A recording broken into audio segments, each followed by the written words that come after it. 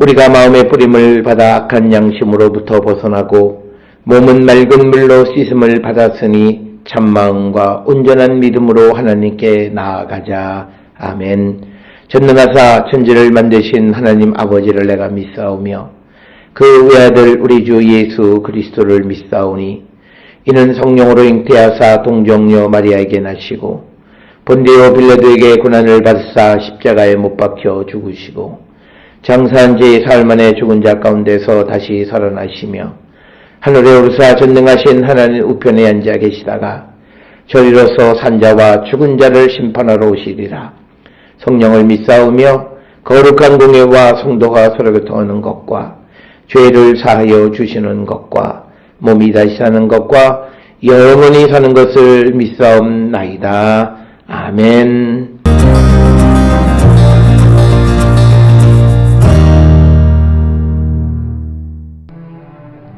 예수께서 무리를 보시고 산에 올라가 앉으시니 제자들이 나온지라. 입을 열어 가르쳐 이르시되 심령이 가난한 자는 복이 있나니 천국이 그들의 것이며 애통하는 자는 복이 있나니 그들이 위로를 받을 것이며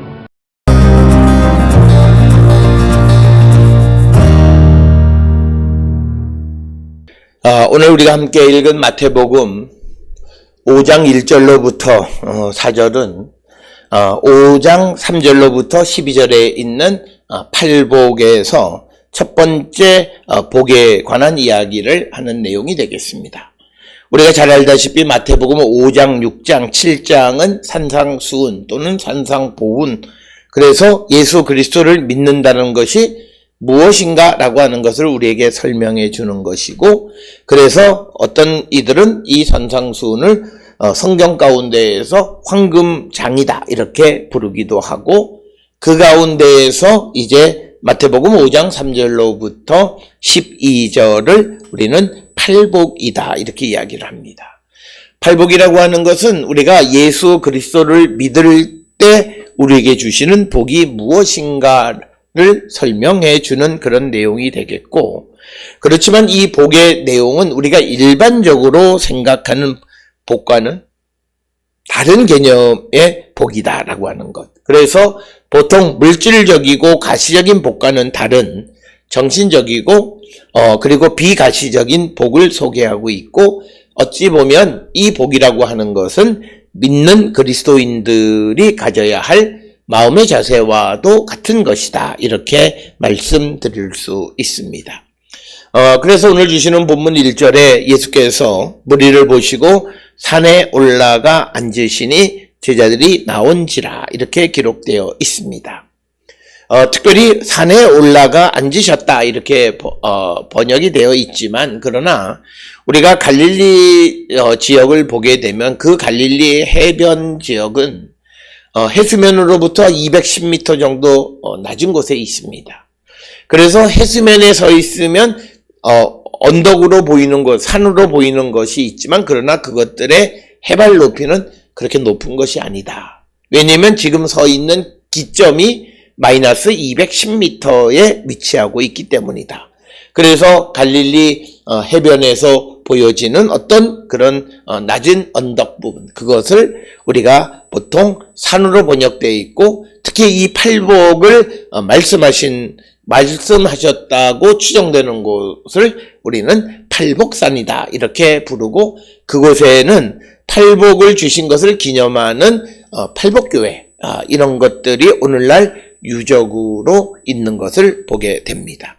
그래서 예수께서 무리들을 가르치셨는데 입을 열어서 가르치셨다. 그래서 이 당시의 교육의 방식은 무엇보다도 이런 말을 통해서 가르치신 것이었고, 그러면서 3절에 심령이 가난한 자는 복이 있나니 천국이 그들의 것이며, 따라서 심령이 가난한 자들이 천국을 소유한다 이렇게 이야기하는데, 이 심령이라고 하는 것은 소위 우리의 푸뉴마, 즉 영을 의미하는 단어이고, 심령이 가난하다는 말의 의미는 여러 가지로 해석할 수 있습니다.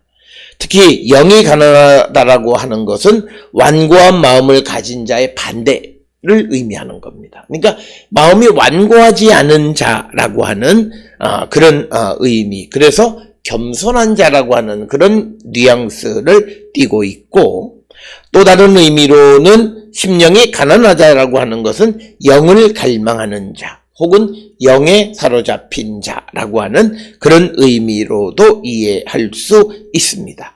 그래서 우리가 영을 갈망하거나 영에 사로잡힌 자라고 하는 것은 곧 하나님의 구원을 갈망하는 자라고 하는 개념으로도 이해할 수 있다라고 하는 겁니다.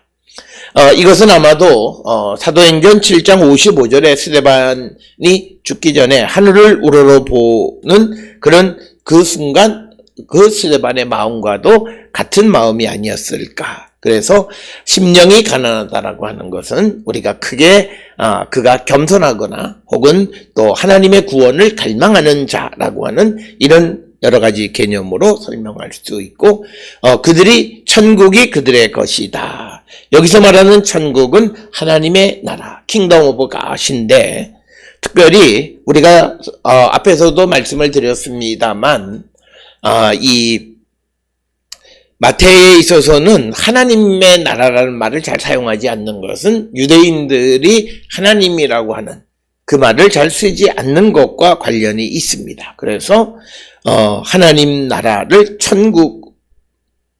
천국이라고 하는 개념으로 설명하고 있습니다. 그래서 심령이 가난한 자들이 천국에 들어간다. 하나님의 구원을 갈망하는 자 또는 겸손한 자, 이렇게 설명할 수 있고, 이것이 첫 번째 복이 되겠고, 이어지는 그 4절에 두 번째는 애통하는 자가 복이 있다, 이렇게 이야기합니다. 애통이라고 하는 말은 헬라어로 펜도운데스라고 하는 그런 의미, 가슴이 찢어지는 고통스러운 슬픔이란 뜻이에요. 그것이 펜도운테스라고 하는 그 헬라어 단어의 의미입니다. 그래서 가슴이 찢어지는 그런 고통스러운 슬픔 가운데 있는 자가 복이 있는데 그들이 위로를 받을 것이다, 이렇게 기록이 되어 있습니다. 우리가 이것은 사람들이 일반적으로 기쁜 자가, 행복한 자가 복이 있는 자라고 말하지만, 그러나 눈물을 흘리면서 마음 아파하는 자들이 복받은 자라고 하는 것은 우리가 세상에서 생각하는 복의 개념과는 전혀 다른 개념인데, 그런데 예수님은 애통하는 자가 복이 있다 이야기하십니다. 그렇다면 이 애통하는 자는 어떤 자를 의미하느냐라고 하는 겁니다. 우리가 특별히 애통할 때 헬라어로 펜도운데스라고 하는 단어를 사용할 때는 우리가 사람이 죽었을 때 애통하고 또 죄를 회개할 때 애통하게 됩니다. 그런데 애통하는 자가 복이 있다고 말할 때의 그 의미는 자신의 죄로 인하여 가슴을 찢으며 슬퍼하는 자가 복이 있다. 그러니까 하나님 앞에 애통하는 것은 다른 것 때문이 아니라 자신의 죄를 자복하면서 하나님 앞에 마음을 찢는 고통 속에 있는 그 자가 복이 있고 그들이 위로를 받을 것이다 라고 하는 말씀이 되겠고, 오늘 주시는 본문의 위로라고 하는 헬라어는 파라카레오라고 하는 단어입니다. 파라카레오라고 하는 이 단어는 곁으로 부른다는 거예요. 그러니까 뭐냐면 하나님의 도움을 부르는, 하나님이 그를 불러주셔서 옆에 두신다는 거예요. 애통하는 자, 마음을 찢는 고통 속에 있는 자를 하나님이 불러서 곁에 두신다라고 하는 거예요. 그래서 하나님의 도움을 부른다라고 하는 거죠. 그들이 하나님의 도움을 부르는 것, 즉 하나님의 도움을 받게 된다, 하나님의 곁에 있게 된다라고 하는 거예요. 그래서 죄로 인해서 가슴을 찢으며 애통하는 자는 하나님의 도움을 받고 하나님 곁으로 가는 복을 받게 된다라고 하는 그런 의미가 오늘 주시는 본문의 말씀이 되겠습니다. 특별히 야고보서 4장 8절에 하나님을 가까이 하라. 그리하면 너희를 가까이 하시리라 라고 하는 말씀과 유사한 거죠.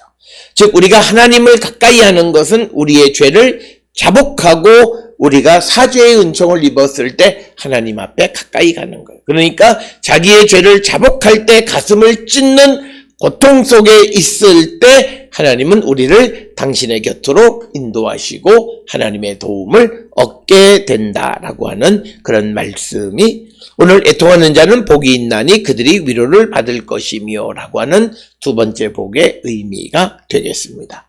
따라서 오늘 주시는 팔복의 첫 번째 심령이 가난한 자, 영이 갈급하고 하나님의 구원을 갈망하는 자가 천국이 그들의 것이고 천국에 들어갈 것이고 또 자신의 죄로 말미암아 가슴을 찢는 고통 속에 있는 자들이 하나님의 도움을 받고 하나님 곁으로 가게 될 것이다 라고 하는 것입니다.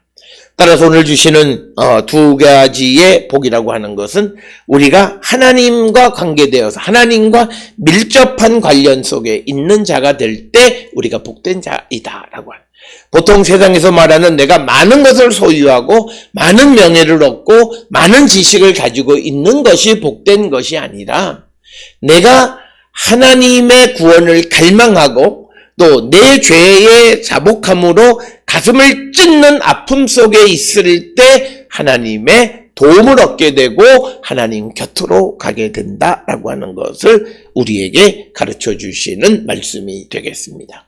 오늘 주시는 3절 4절에 심령이 가난한 자, 애통하는 자가 우리가 될 수 있기를 주의 이름으로 축원합니다. 기도하시겠습니다. 사랑과 은혜가 충만하신 아버지 하나님, 우리의 삶을 돌아보면서 우리가 하나님의 구원을 갈망할 뿐만 아니라 우리의 죄를 자복하고 하나님께로 가까이 가는 우리 모두가 되게 인도하여 주시옵소서. 예수님의 이름으로 기도드렸습니다. 아멘.